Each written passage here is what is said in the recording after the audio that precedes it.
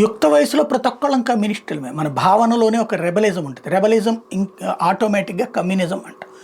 Communism సిద్ధాంతానికి నేను వ్యతిరేకం కాదు. కమ్యూనిజం సిద్ధాంతంలో చైనా రష్యాని ప్రేమిస్తూ భారత్ని ద్వేషించడమే నాకు నచ్చదు. బట్ పేదవాడికి కమ్యూనిస్ట్ లేకపోతే కష్టం, కార్మికుడికి కమ్యూనిస్ట్ లేకపోతే కష్టం.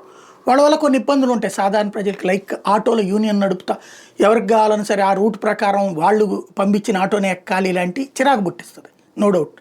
బట్ అసలు వీళ్ళే లేకపోతే, వాళ్ళకి యూనియనే లేకపోతే ఏ హక్కులు ఉండని పరిస్థితి ఉంటుంది.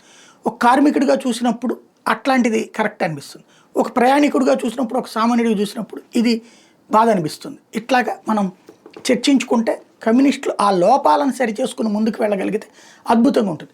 వాళ్ళు లోపాలు సరిచేసుకోవడం కంటే లోపాలని ఎత్తి చూపెట్టే వాళ్ళని బూర్జువా పెట్టుబడిదారులు లేకపోతే దుర్మార్గులు రాక్షసులను చూపించడంతో క్రమంగా ఆ సిద్ధాంతం పట్ల పబ్లిక్లో ఒక విరక్తి వచ్చేసింది. దానికి తోడు దేశ వ్యతిరేక భావజాలం, చైనా ప్రేమ, అమెరికా ఇదే దాని పేరేంటి, రష్యా ప్రేమ, భారత్ పట్ల ద్వేషంతో ఒక విరక్తి వచ్చేసింది. అయితే కమ్యూనిస్టులు లేకపోతే ఎలాంటి కష్టాలు ఎదురవుతాయి. ఇవాళ రోజున రేషన్కి సంబంధించినటువంటిది ఇబ్బంది పడుతున్నటువంటి వాళ్ళకి కమ్యూనిస్ట్ లేకపోవడం వల్ల అందట్ల. గ్యాస్ ఇష్యూ ఏవైతే ప్రాబ్లమ్స్ ఉన్నాయో కమ్యూనిస్ట్ లేకపోవడం వల్ల పట్టించుకునేవాళ్ళు లేడు.